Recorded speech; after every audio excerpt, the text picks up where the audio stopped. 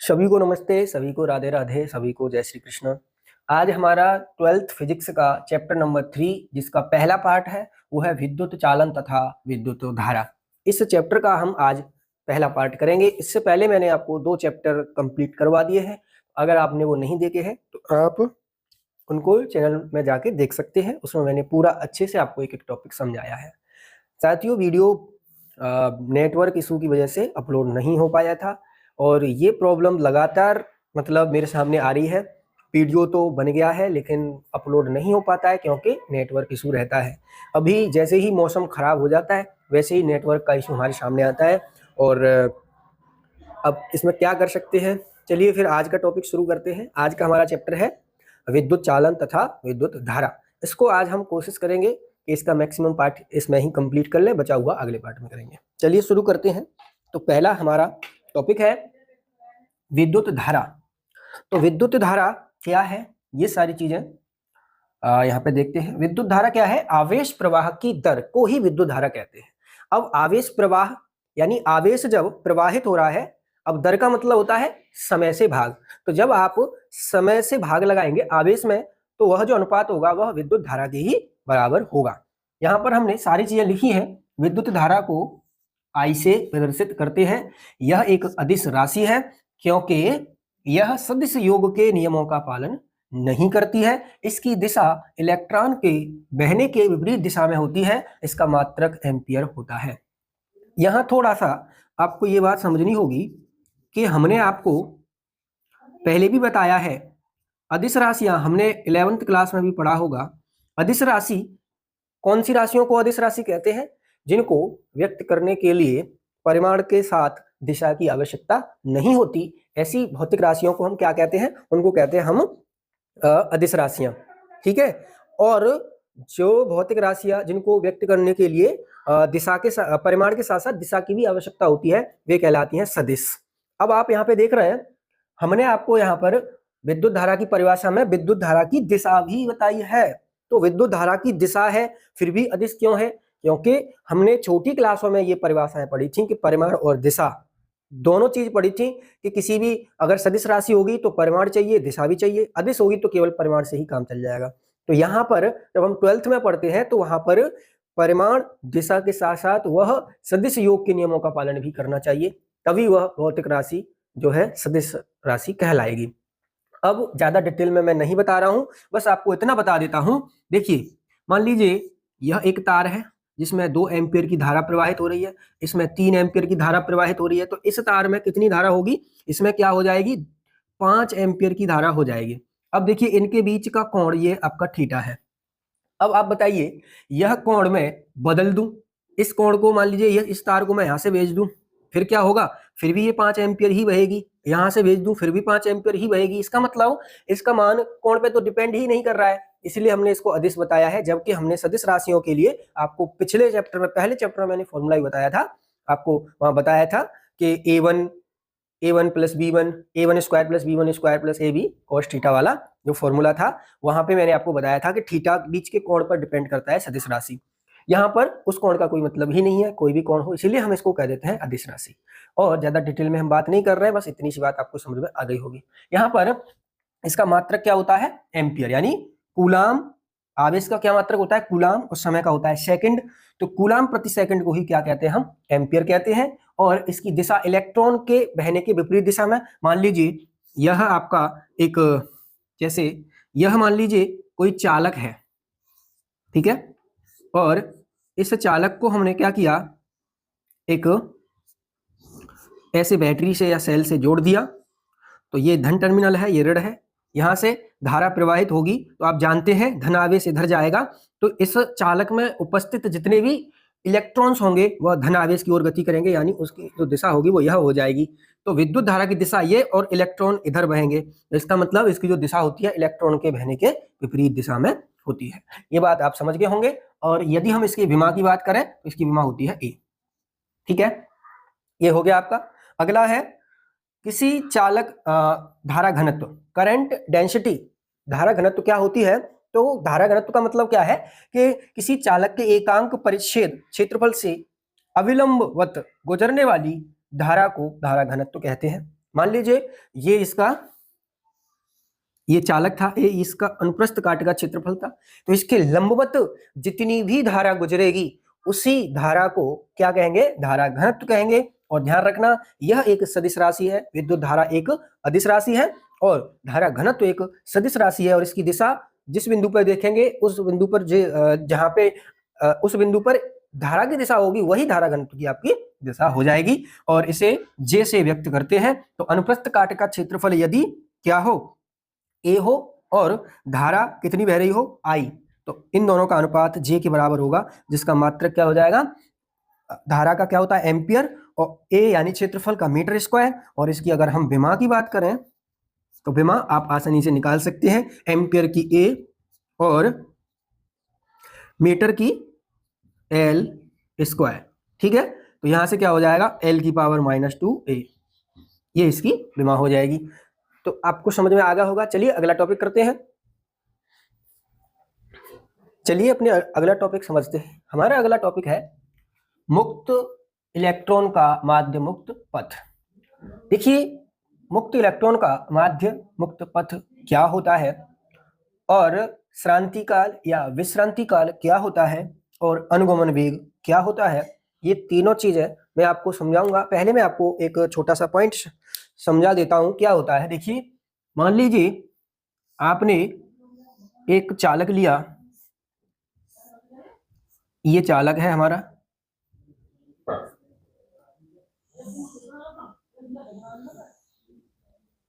और इसे एक बैटरी या सेल से हमने जोड़ दिया। इसमें आई धारा प्रवाहित होगी, ये धन टर्मिनल से जोड़ा है, ये प्लस, और ये हो जाएगा आपका क्या माइनस। अब बात को समझना, जब हम किसी चालक को किसी बाह्य विद्युत स्रोत से जोड़ते हैं, एक सेल से हमने जोड़ दिया तो इस पर एक विभवांतर लगेगा। यहाँ पे आप समझना, इसमें ये क्या है, ये आपका एक चालक है तो इसमें मुक्त इलेक्ट्रॉन्स होंगे। और वह मुक्त इलेक्ट्रॉन जब किसी चालक को किसी बैटरी अथवा सेल से नहीं जोड़ा जाता है तो वह उसमें जो इलेक्ट्रॉन है उपस्थित, जो मुक्त इलेक्ट्रॉन है वह गति करते रहते हैं, कभी इधर कभी इधर कभी इधर, ऐसे घूमते रहते हैं। लेकिन जैसे ही यहाँ पर आप ये बात आपको समझनी पड़ेगी, यहाँ पर जो मौजूद इलेक्ट्रॉन्स हैं वह किसी भी दिशा में यानी जिगजैग टेढ़ी मेढ़ी गति करते रहते हैं, तो वह क्या होता है आयनों से टकराते हैं।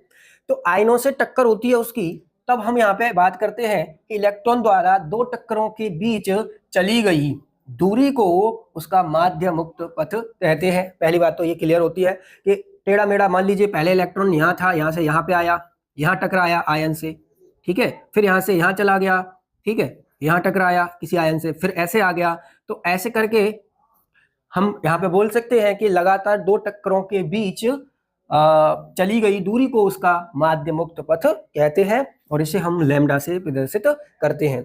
दूसरा है हमारा श्रांति काल या विश्रांति काल। यहाँ पर ये क्या होता है कि दो क्रमांगत टक्करों के बीच के समय अंतराल को श्रांति काल कहते हैं। यानी जितना रिलैक्सेशन टाइम, यानी इलेक्ट्रॉन ने दो टक्करों के बीच में कितना रेस्ट किया, ठीक है, तो उसी को हम कह देंगे क्या, उसका श्रांति काल या फिर विश्रांति काल हम उसको कहते हैं। और यह श्रांति काल, यहाँ पे ये बात और समझ लो, श्रांति काल अनुक्रमानुपाती होता है 1 ताप के। यानी अगर किसी चालक का आप ताप बढ़ा देंगे तो श्रांति काल घट जाएगा, और यहाँ पे ताप कम होगा तो श्रांति काल बढ़ जाएगा। यानी आप इसको ऐसे समझ सकते हैं कि जैसे हम किसी चालक का टेम्परेचर बढ़ा दें तो क्या होगा कि उसमें जो मुक्त इलेक्ट्रॉन्स होंगे वह और भी तेज गति करने लगेंगे, और उनकी गति तेज हो जाएगी। अब गति तेज होगी तो टक्करों की संख्या बढ़ जाएगी, और टक्करों की संख्या बढ़ जाएगी तो जो उसका रेस्ट था वो कम हो जाएगा। ये आपको समझ में आ गया होगा। अब आगे की बात को ध्यान से समझेंगे।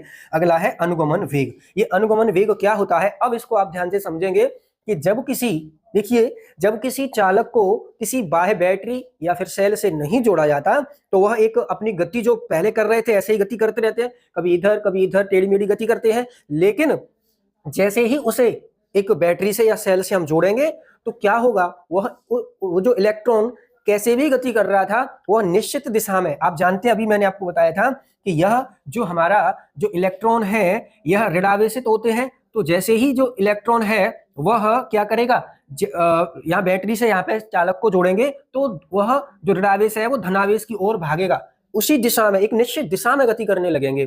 तो क्या होगा, पहले से थोड़ा सा उनका वेग बढ़ जाएगा क्योंकि उन पे एक बल लगेगा।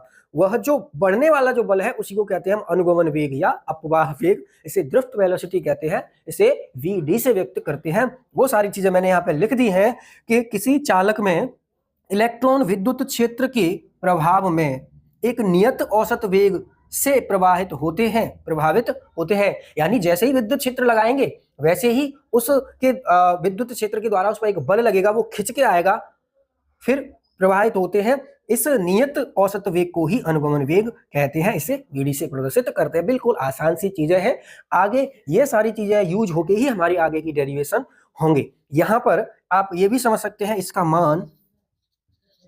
इसका मान बहुत कम होता है, बहुत कम 10⁻⁴ मीटर पर सेकंड होता है, यानी बहुत कम है। पहले जो गति कर रहा था उससे थोड़ा सा उसका मान बढ़ जाएगा, अब आप देख ही लीजिए 10⁻⁴ मीटर पर सेकंड है।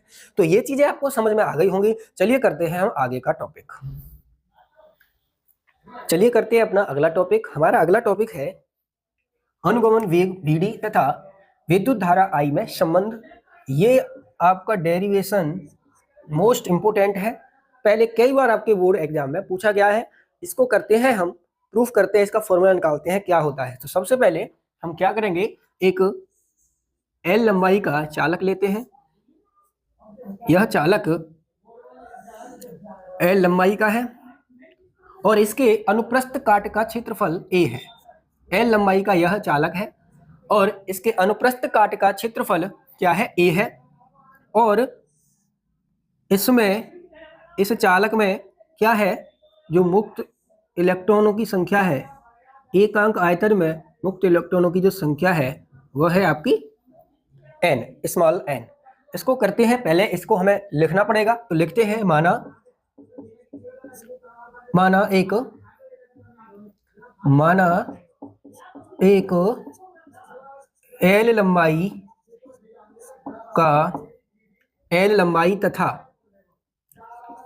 तथा ए अनुप्रस्थ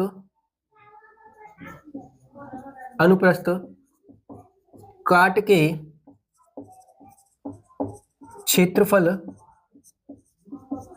वाला चालक है, जिसके एकांक आयतन में इलेक्ट्रॉनों मतलब मुक्त इलेक्ट्रॉनों की संख्या स्मॉल n है। हमने ये चीज लिख ली कि यह जो चालक है एल लंबाई का है, जिसके अनुप्रस्थ काट का क्षेत्रफल a है और इस चालक के एकांक आयतन में इलेक्ट्रॉनों की संख्या क्या है, स्मॉल n है। अब यहाँ पे आगे करते हैं, तो हम इसमें लिखेंगे, अब देखिए मैं इसको यहाँ से हटा के इसे यहाँ से हटा रहा हूँ, ऐसे मैंने लिख दिया, ठीक। इसको मान लीजिए ये अनुप्रस्थ काट का क्षेत्रफल, ठीक है। अब देखिए आप जानते हैं हमने इसको एक बैटरी से मान लीजिए जोड़ दिया, आई धारा इसमें प्रवाहित हो रही है। अब हमने जैसे ही इसको बैटरी से जोड़ा वैसे ही इलेक्ट्रॉन इस दिशा में गति करेंगे, सारे इलेक्ट्रॉन अनुगमन वेग से आवेश की ओर, धनावेश की ओर गति करेंगे, ऐसे इस तरीके से, ठीक है। तो हम ये लिखेंगे कि t सेकंड में प्रत्येक इलेक्ट्रॉन द्वारा चली गई दूरी, तो लिखते हैं t सेकंड में इलेक्ट्रॉन द्वारा चली गई दूरी, यानी जो इलेक्ट्रॉन, जितने भी इलेक्ट्रॉन हैं वह जैसे ही विद्युत क्षेत्र उन पे लगेगा वैसे ही क्या करेंगे, इधर गति करने लगेंगे, तो वो कितनी दूरी तय कर लेंगे। तो दूरी बराबर क्या होता है, चाल गुणा समय। अब देखिए चाल जब हमने बैटरी से जोड़ दिया तो उनका जो वेग है वो क्या हो जाएगा, वीडी हो जाएगा। तो क्या आ गया, वीडी। तो दूरी बराबर चाल गुणा समय, समय कितना है, टी। तो यहां से दूरी कितनी करेगा ये एल, एल लंबाई का चालक है तो इतनी ही करेगा, तो एल बराबर हो जाएगा वी डी इंटू टी। इतनी दूरी तय करेगा, ये हमने लिख दिया। अब एकांक आयतन में जो इलेक्ट्रॉनों की संख्या थी वो क्या थी, आपकी स्मॉल एन मानी थी हमने। अब हम ये देखेंगे कि इस पूरे आयतन में इलेक्ट्रॉन कितने होंगे। तो हम लिखते हैं चालक में उपस्थित कुल इलेक्ट्रॉन, चालक में उपस्थित कुल मुक्त इलेक्ट्रॉन। अब ये कितने इलेक्ट्रॉन होंगे, तो आप बताइए इलेक्ट्रॉन एकांक आयतन में कितने थे, स्मॉल एन। तो पूरे आयतन में कितने होंगे, पूरे आयतन का गुणा कर दीजिए। तो चालक का आयतन, ठीक है, आप ये जानते हैं एक पार्ले जी का प्राइस 5 रुपया होता है, तो 10 पार्ले जी का कितना होगा, 10 गुणा 5, 20 का कितना होगा, 20 गुणा 5। तो एकांक आयतन में जो इलेक्ट्रॉन थे वो स्मॉल एन थे। अब पूरे आयतन में कितने होंगे, पूरे आयतन गुणा एकांक आयतन में, ठीक है। तो ये हमने कर दिया। यहां से आप एन इंटू चालक का आयतन क्या होगा, उसका क्षेत्रफल गुणा लंबाई, यानी क्षेत्रफल कितना था, ए था, लंबाई कितनी थी, एल थी, ठीक है, इतना।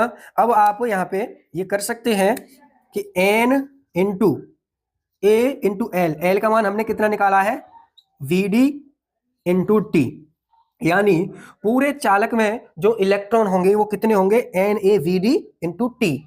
अब हम लिखते हैं कि इस पूरे चालक में कितना आवेश प्रवाहित होगा। तो हम लिखेंगे चालक में प्रवाहित कुल आवेश।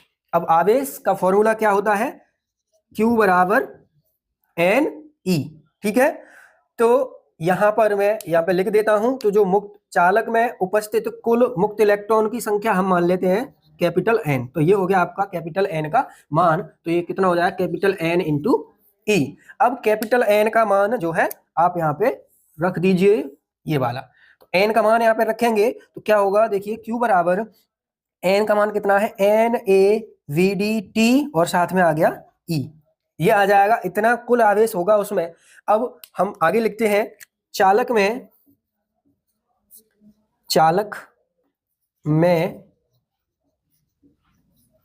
प्रवाहित धारा, यानी टी समय में चालक में कितनी धारा प्रवाहित होगी। तो क्या हो जाएगा, यहां लिख देता हूं टी समय में, चलो ठीक है आप लिख लेना, क्या लिखेंगे, आई बराबर क्यू अपॉन टी। तो यहां से क्या हो जाएगा, आई बराबर क्यू अपॉन टी।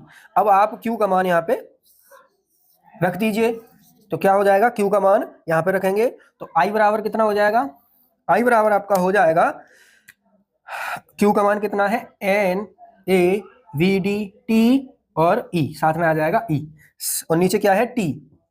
तो यहां से टी से टी कैंसिल हो जाएगा, तो आई का मान कितना आ जाएगा, N E A V D, I बराबर N E A V D. यह जो रिलेशन होता है वह होता है अनुगमन वेग तथा धारा के बीच में। यहां पे हम लिख सकते हैं यही अनुगमन वेग तथा धारा में संबंध है, यही संबंध होता है। बिल्कुल आसान है, एक दो बार आप ध्यान से समझेंगे तो कोई भी आपको दिक्कत इसमें नहीं आएगी। और आपके एग्जाम में कई बार ये 3 नंबर में पूछा जाता है, या तो पहले ऐसे पूछ लेता है कि अनुगमन वेग किसे कहते हैं, अनुगमन वेग तथा धारा में संबंध स्थापित कीजिए, तो 4 नंबर का पूछ लेता है, नहीं तो इसे पूछेगा तो 3 नंबर का पूछ लेता है। मैंने अनुगमन वेग और ये आपको दोनों करवा दिए हैं। चलिए अपना अगला टॉपिक करते हैं, चलिए अपना अगला टॉपिक देखते हैं। अगला हमारा टॉपिक है धारा घनत्व तथा अनुगमन वेग में संबंध। बिल्कुल छोटा सा आपका टॉपिक है, लेकिन मैं आपको बता देता हूं क्या है। धारा घनत्व तथा अनुगमन वेग में संबंध। तो अभी धारा घनत्व का फॉर्मूला मैंने आपको बताया था, क्या होता है, J बराबर I अपॉन ए। इसको आप मान लीजिए समीकरण 1। फिर अनुगमन वेग और धारा में संबंध अभी हमने निकाला है, क्या होता है, I बराबर N E A V D, ये आपका समीकरण 2। यहां से आप ऐसा करें, जो हमारा I है, I यहां पर हमने, चलो इसको भी कैपिटल I ही ले लेते हैं यहां से। तो आप यहां पर I का मान, यहां को थोड़ा सा इसको सॉल्व कर लें, तो I का यदि मैं मान निकालूं तो क्या हो जाएगा, J इंटू ए। इसको आप 1 मान लीजिए और I का मान यहाँ पे रख दीजिए। तो I का मान यहाँ पे रखेंगे तो क्या हो जाएगा, I का मान रखने पर, तो I का मान रखेंगे तो क्या होगा, देखिए I बराबर जे ए, तो N E A V D, A से ए कैंसिल हो जाएगा और जे बराबर आ जाएगा एन ई वी डी। यह होता है आपका धारा घनत्व J तथा अनुगमन वेग VD में संबंध। बिल्कुल आसान है। अब है हमारा अगला टॉपिक, ओम का नियम। तो ओम का नियम बिल्कुल आसान है और काफी इंपोर्टेंट है, आगे काम आएगा आपके। तो ओम का नियम क्या है, तो ओम ने क्या बताया था कि यदि किसी चालक की भौतिक अवस्था में कोई भी परिवर्तन न किया जाए, कोई भी चालक है, मान लीजिए हमने यहां पर ये ले लिया आपका चालक और इसकी भौतिक अवस्थाओं को नहीं बदला है। भौतिक अवस्थाएं मतलब लंबाई, अनुप्रस्थ काट का क्षेत्रफल, कुछ भी हमने उस पर कोई दाब नहीं लगाया, कुछ भी नहीं। और चालक के सिरों पर हमने वी विभवांतर अप्लाई किया, तो जो चालक में बहने वाली धारा है उस लगाए गए विभवांतर के अनुक्रमानुपाती होती है। यह बताया था डॉक्टर जॉर्ज साइमन ओम ने। तो यहाँ पर जो चालक के सिरों पर यदि वी विभवांतर लगाएं तो उसमें बहने वाली धारा के अनुक्रमानुपाती होगा। तो पुनः मैं दोबारा से कहता हूँ, आप लिख लेना कि यदि किसी चालक की भौतिक अवस्थाएं न बदली जाए, जैसे उसका ताप, दाब, लंबाई, अनुप्रस्थ काट का क्षेत्रफल न बदले जाएं, तो चालक के सिरों पर लगाया गया विभवांतर चालक में बहने वाली धारा I के अनुक्रमानुपाती होता है। यह बताया ओम ने। तो हम इसे कैसे लिखेंगे, हम इसे लिखेंगे, हमने लिख दिया V अनुक्रमानुपाती I, और जब आप अनुक्रमानुपाती का साइन हटाएंगे तो क्या आ जाएगा, एक कांस्टेंट आ जाएगा R I। तो ये हो जाएगा आपका V बराबर IR या R इंटू I, जहां हम लिखेंगे, जहां R एक नियतांक है जिसे हम कहते हैं चालक का प्रतिरोध, जिसे चालक का प्रतिरोध कहते हैं। और इसका मात्रक क्या हो जाएगा, ओम। इसका अगर R का मान निकालें तो क्या हो जाएगा, V अपॉन I।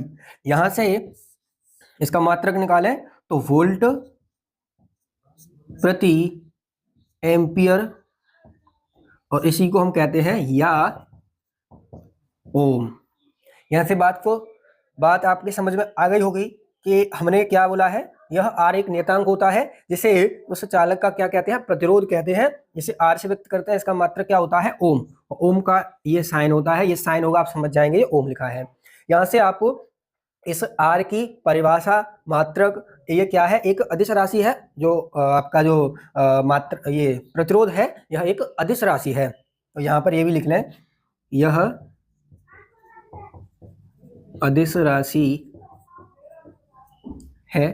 अब यहाँ से आगे इसका मात्रक लिखेंगे, मात्रक हमने लिख दिया, विमा लिखेंगे। विमा क्या हो जाएगी इसकी, R की विमा। R की विमा लिखेंगे तो पहले विभव की विमा लिखनी पड़ेगी, विभव की विमा यानी V की विमा। अब V बराबर क्या होता है, V बराबर W अपॉन Q होता है। तो V बराबर क्या हो जाएगा, W अपॉन Q, और अपॉन में क्या है, यहाँ पे I है। तो यहाँ से आप क्या करेंगे, W यानी कार्य की विमा लिखेंगे ऊपर। तो कार्य क्या होता है आपका, कार्य की विमा क्या होती है, ml स्क्वायर T की पावर -2। ठीक है, ये होता है आपका। आवेश की विमा क्या होती है, ए टी, आई की क्या होती है ए। अब इसको सॉल्व कर लीजिए तो क्या होगा, देखो एम एल की पावर 2 टी। देखो टी ऊपर जाएगी, माइनस की हो जाएगी, 2 पहले से है तो कितनी हो जाएगी, पावर हो जाएगी 3। और एक यहाँ पे क्या है, यह ए है और यह ए स्क्वायर ऊपर लेके जाएंगे तो ए की पावर -2 हो जाएगी। तो यह आपकी हो जाए, यह जो विमा है ये होगी आपकी आर की विमा। यहां से इस तरीके से आप निकाल सकते हैं। अब हम आगे लिखेंगे कि इसका जो इसकी परिभाषा कैसे लिखेंगे, प्रतिरोध की परिभाषा। ठीक है, तो यहां तक की चीजें आपको अच्छे से समझ में आ गई होंगी। चलिए अब आगे करते हैं, तो लिखेंगे प्रतिरोध। प्रतिरोध किसे कहते हैं कि विद्युत धारा के मार्ग में डाली गई रुकावट को या उत्पन्न किए गए अवरोध को प्रतिरोध कहते हैं। इसे आर से व्यक्त करते हैं। अगर कैपिटल आर होगा तो वो प्रतिरोध होगा, अगर स्मॉल आर होगा तो वह आंतरिक प्रतिरोध को व्यक्त करेगा, और अगर कैपिटल आर होगी तो आपका वो बाह्य प्रतिरोध होगा। वो मैं आगे बात करूंगा कि आंतरिक प्रतिरोध क्या होता है। तो प्रतिरोध के बारे में ये सारी चीजें आपको पता चल गई होंगी। अगला एक चीज और हम जान लेते हैं कि जो ओम का नियम होता है उससे हम यदि एक ग्राफ खींचना चाहें तो V इधर है, मान लीजिए I इधर है, तो इन दोनों के बीच में जो ग्राफ होगा वह एक सरल रेखा होगी। ये बात आपको ध्यान रखना है।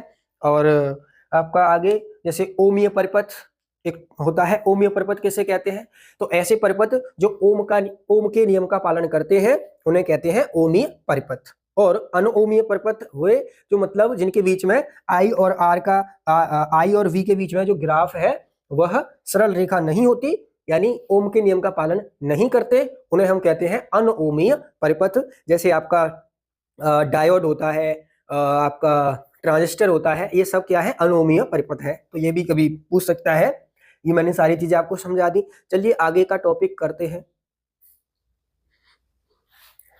चलिए अपना अगला डेरिवेशन करते हैं। हमारा अगला डेरिवेशन है, बहुत इंपॉर्टेंट है, आपके एग्जाम में कई बार पूछा गया है।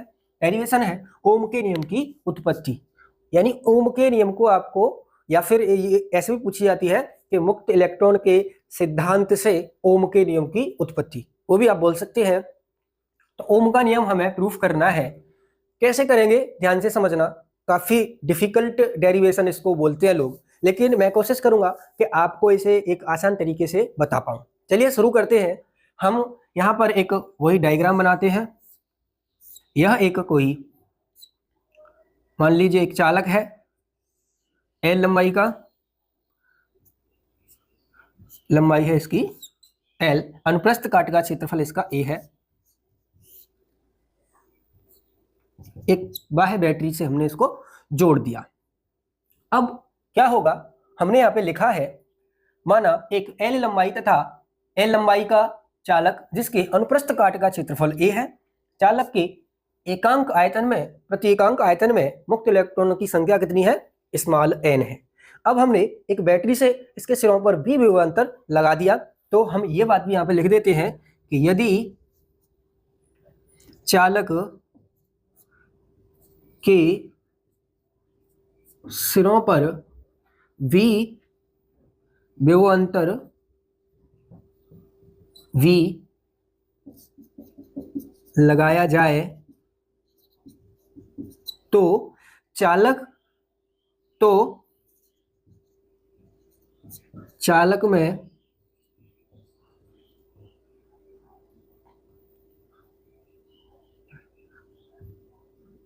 तो विद्युत क्षेत्र, तो हम देखिए यहां पर आप समझ रहे हैं, इसको हम क्या करेंगे, यहां पर हमने बैटरी से जोड़ा है, ये धनावेशित हो जाएगा और ये ऋणावेशित हो जाएगा, ये सिरा। तो इसमें चालक में एक वैद्युत क्षेत्र E अप्लाई हो जाएगा। तो वह वैद्युत क्षेत्र क्या होगा, वह लिखते हैं। तो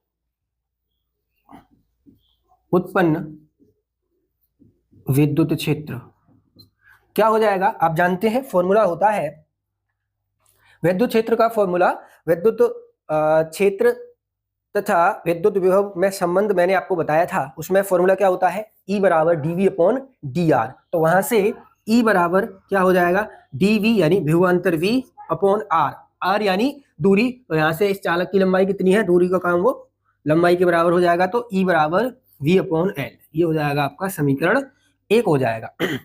यहाँ से आप ये भी समझते हैं, जैसे ही इस चालक को हम एक बैटरी से जोड़ेंगे वैसे ही क्या होगा, इसमें मौजूद जो इलेक्ट्रॉन होंगे उन पर एक बल लगेगा, ठीक है। तो वह बल कितना होगा, F बराबर, आप जानते हैं क्योंकि F बराबर फॉर्मूला क्या होता है, Q इंटू E। तो यहाँ से F का मान हम निकालेंगे तो क्या हो जाएगा, Q इंटू E। तो इलेक्ट्रॉन का आवेश आएगा वो स्मॉल e आ जाएगा और ये आएगा आपका कैपिटल E। यहाँ से समीकरण 1 से E का मान यहाँ पे रख देंगे तो क्या हो जाएगा, F बराबर E into V upon L, इसको आप बोल दीजिए समीकरण 2 हो जाएगा। यहाँ ये बात आपको समझ में आ गई होगी, हमने कुछ भी नहीं किया है, विभवांतर निकाला है, इलेक्ट्रॉन पर जितना बल लगा था वह निकाला है, और फिर हमने क्या किया, E का मान V अपॉन L यहाँ पे रख दिया है। क्योंकि हम जानते हैं एक फॉर्मूला होता है, क्योंकि F बराबर ma। अब यहाँ से यदि मैं निकालूं A का मान तो आ जाएगा F अपॉन m, ये आ जाएगा। तो यहाँ से यदि मैं F का मान यहाँ पे रख दूं तो क्या हो जाएगा, देखिए A बराबर F का मान EV अपॉन ml, ये हो जाएगा, मैंने मान रख दिया है यहाँ पे इस समीकरण में इस F का। अब यहाँ से ये देखिए, वैसे तो एक दूसरा तरीका भी है इसका, लेकिन ये काफी आसान है। तो हम यहाँ पे लिखेंगे गति के प्रथम समीकरण से, गति के प्रथम समीकरण से। अब गति का प्रथम समीकरण क्या होता है, v बराबर u प्लस at, यह होता है गति का प्रथम समीकरण। अब ध्यान से समझना, यहाँ पे v क्या होता है, बाद में वेग होता है, u पहले वेग होता है, a त्वरण होता है और t समय होता है। अब आप जानते हैं, ध्यान से समझना, v अंतिम वेग, जब बैटरी से हमने जोड़ दिया तो जो इलेक्ट्रॉन पहले गति कर रहे होते हैं, जिस वेग से गति कर रहे होते हैं, उसका जो औसत होता है वह शून्य होता है। जैसे मैं यहाँ पे समझा रहा हूँ आपको, यहाँ से देखिए, यह एक चालक है, इस चालक में हमने बैटरी या सेल से इसको नहीं जोड़ा तो इलेक्ट्रॉन गति करते रहते हैं। अब आप इसको ऐसे समझना, जब मैंने आपको विद्युत धारा समझाई थी, विद्युत धारा की परिभाषा क्या होती है, आवेश प्रवाह की दर, यानी आवेश जब गति करने लगेगा समय के सापेक्ष, वही क्या हो जाएगा, उसकी विद्युत धारा हो जाएगी। तो यहाँ पर भी तो इलेक्ट्रॉन गति कर रहा है, यहाँ तो फिर इस चालक में क्या होना चाहिए, धारा बहनी चाहिए।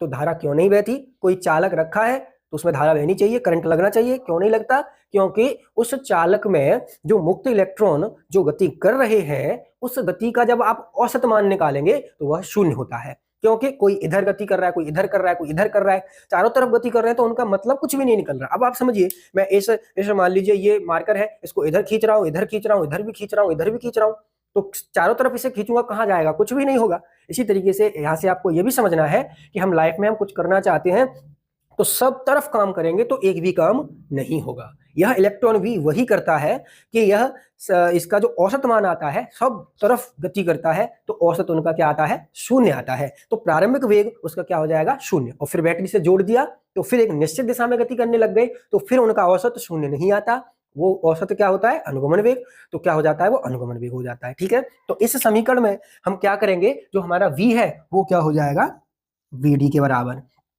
और ये u क्या है, प्रारंभिक वेग, उसका औसत तो 0 है, इसलिए हो जाएगा वो 0। a का मान ये वाला रख देंगे तो हो जाएगा ev अपॉन ml, और t क्या है, श्रांति काल।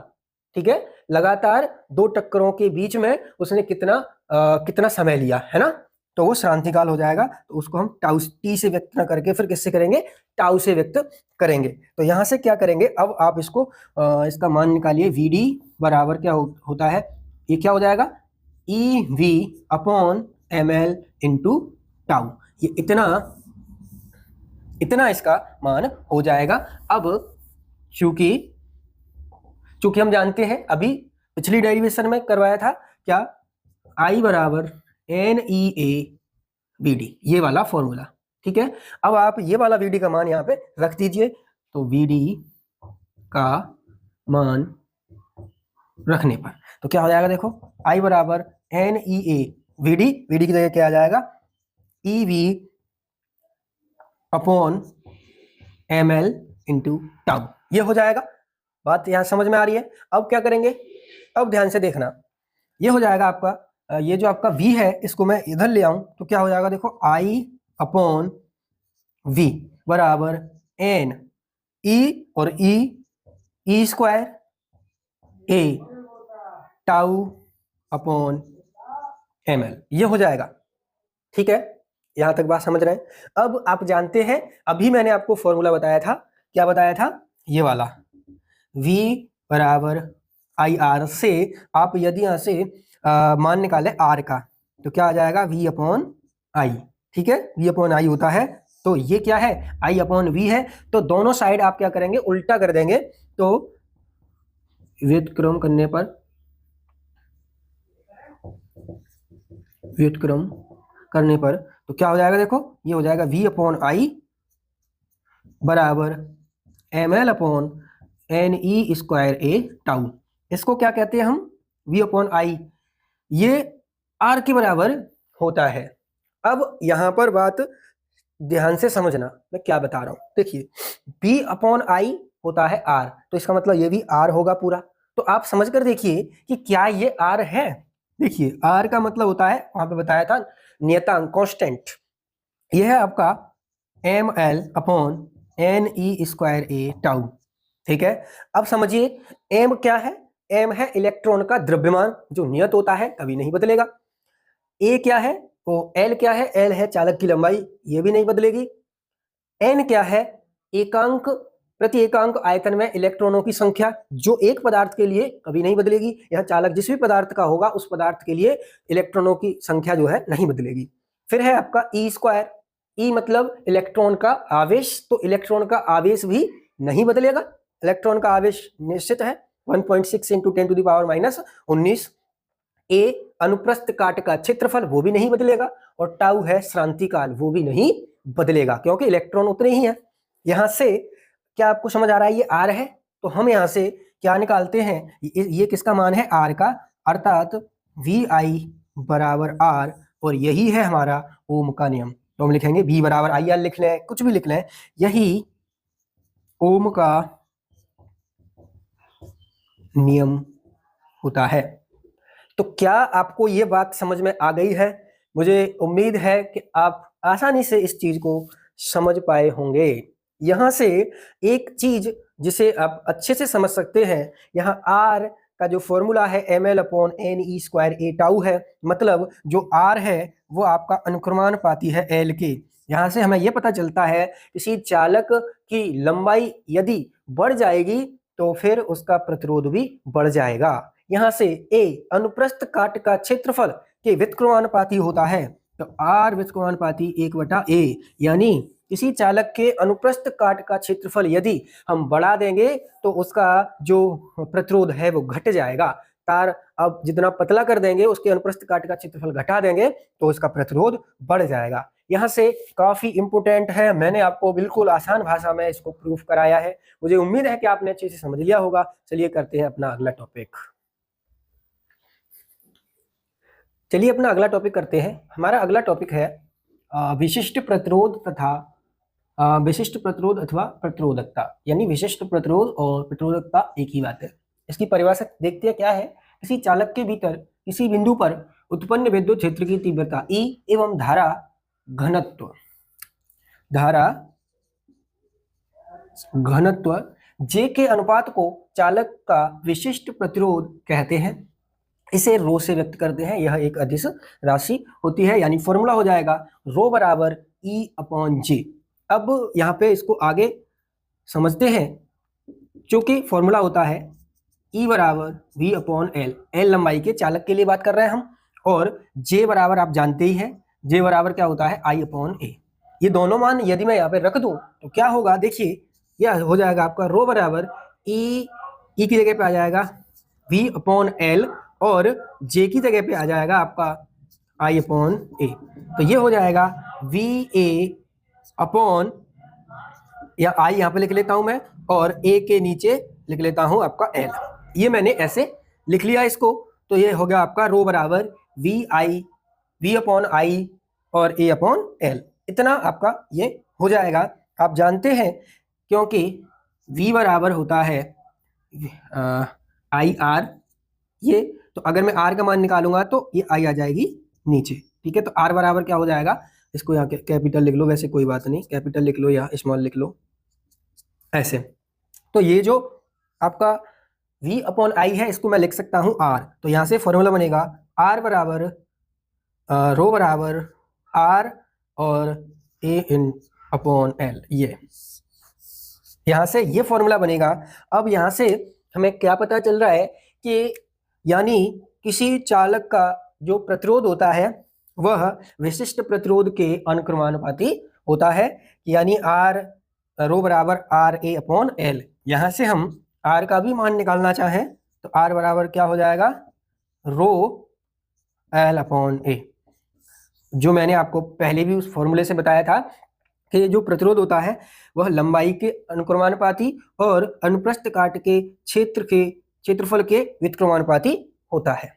यहाँ से ये बात आपको समझ में आ गई होगी। अभी मैंने पीछे जो आर का मान निकाला था इसको आप चाहें तो समीकरण 1 मान लें। अभी आर का मान हमने क्या बताया था, M L upon N E square A tau, M L upon N E square A tau, ये हमने फॉर्मूला फाइंड किया था। आप यहाँ पे चाहें तो इसको थोड़ा सा मैं इसको ऐसे लिख सकता हूँ, आर बराबर M upon N E square tau into L upon A. ये एल और ए मैंने अलग लिख लिया है। आप चाहें तो इसको समीकरण 2 मान सकते हैं। यहाँ से देखिए, यहाँ पे हम ऐसा कर सकते हैं कि देखिए आप यहाँ से जो हमारा, चलो कैसे भी कर लें, समीकरण 1 व 2 से देखिए दोनों ही आर के इक्वल है, समीकरण 1 और 2। राइट हैंड साइड हम अपने आप इक्वल कर सकते हैं, वैसे लिख सकते हैं रो एल अपॉन ए बराबर ये हो जाएगा आपका M N E square tau into L upon A.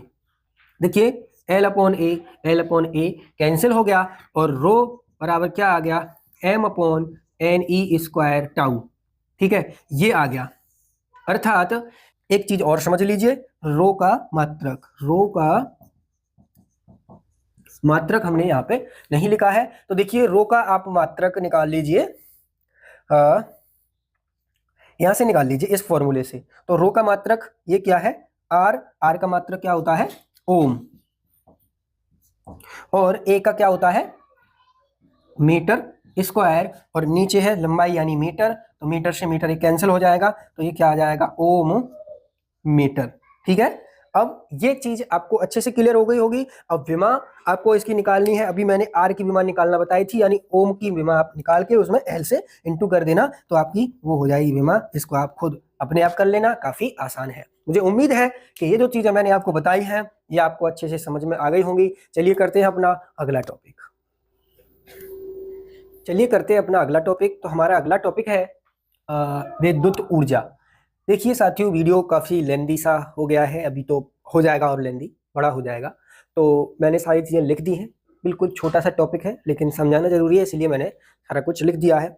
देखिए ध्यान से, यहाँ पे आप देख रहे हैं विद्युत ऊर्जा हम कई बार पढ़ चुके हैं, यहाँ पर भी हम समझेंगे विद्युत ऊर्जा क्या है। देखिए विद्युत ऊर्जा क्या है कि किसी चालक के सिरों के बीच का विभवांतर V हो। यहाँ पर ये हमने चालक लिया है, इसके सिरों का विभवांतर V कर दिया है, तो कोई अगर आवेश होगा Q, तो उसे चालक के एक सिरे से दूसरे सिरे तक ले जाने में हमें जो कार्य करना होगा वही कार्य विद्युत ऊर्जा कहलाएगा। ये चीज मैंने यहाँ पे लिख दी है। फॉर्मूला आप जानते हैं, V बराबर W अपॉन Q, तो यहाँ से हम W का मान निकालेंगे तो V इंटू Q हो जाएगा। आप जानते हैं Q बराबर IT होता है, तो इस Q की जगह पर IT रखेंगे तो क्या हो जाएगा, W बराबर VIT। यहाँ से फिर हम जानते हैं V बराबर IR होता है, तो इस V की जगह IR रखेंगे तो क्या हो जाएगा, ये हो जाएगा I स्क्वायर RT हो जाएगा। फिर हम ये भी जानते हैं, देखिए जैसे भी फॉर्मूले होंगे उस हिसाब से रखेंगे तो फॉर्मूला बन जाएगा। यहाँ आई बराबर वी अपॉन आर, तो यहाँ आई की जगह पे वी अपॉन आर रखेंगे तो स्क्वायर हो जाएगा, एक आर से आर कैंसिल हो जाएगा, V square T upon R हो जाएगा। और ये सब हमारे इस विद्युत ऊर्जा के ही क्या है, अलग अलग फॉर्मूले हैं कार्य के पदों में। अभी आप इसको चाहें तो ऐसे भी लिख सकते हैं, क्योंकि हम जानते हैं जो ऊर्जा का बड़ा मात्रक होता है वो कैलोरी होता है। तो एक कैलोरी बराबर कितना होता है, 4.2 जूल होता है।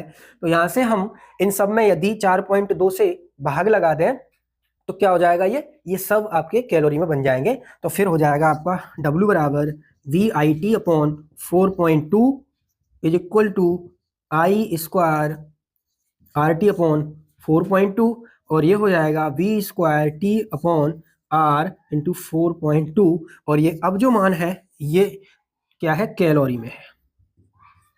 ये यहाँ से आपका ये टॉपिक भी कंप्लीट होता है साथियों। यहाँ पर अब मैं पार्ट आपका यहाँ से आगे का जो पार्ट है वो दूसरा बनाऊंगा, उसमें आपका पूरा कंप्लीट हो जाएगा। तो यहाँ तक आपको अच्छे से समझ में आ गया होगा। लेकिन देखिए इसके लिए मैं आपको आपसे थोड़ा सॉरी बोल रहा हूँ मैं, क्योंकि देखिए वीडियो लगातार अपलोड नहीं हो पाती क्योंकि समस्याएं आ जाती हैं। और अभी इस समय नेटवर्क इशू काफ़ी ज़्यादा है, क्योंकि क्या है कि मौसम ख़राब हो जाता है तो नेटवर्क इशू रहता है। मैं आप ये मान लीजिए एक एक वीडियो को अपलोड करने में मुझे काफ़ी लंबा समय लग जाता है, और गांव में तो वैसे भी नेटवर्क नहीं आते, गांव से बाहर जाना पड़ता है, लेकिन थोड़ा लेट सेट हो जाता है। लेकिन आपको वीडियो आपको मिलता रहता है। मैं वीडियो अपलोड तो कर ही रहा हूँ, थोड़ा टाइम बेशक लग जाए। तो आप कोशिश किया करें जैसे ही वीडियो आए आप उसे कंप्लीट देखा करें।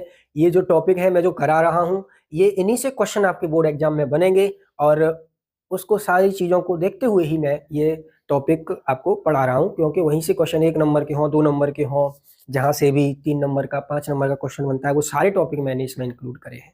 चलिए फिर मिलेंगे अगले वीडियो में। जय श्री कृष्ण, जय श्री राधे।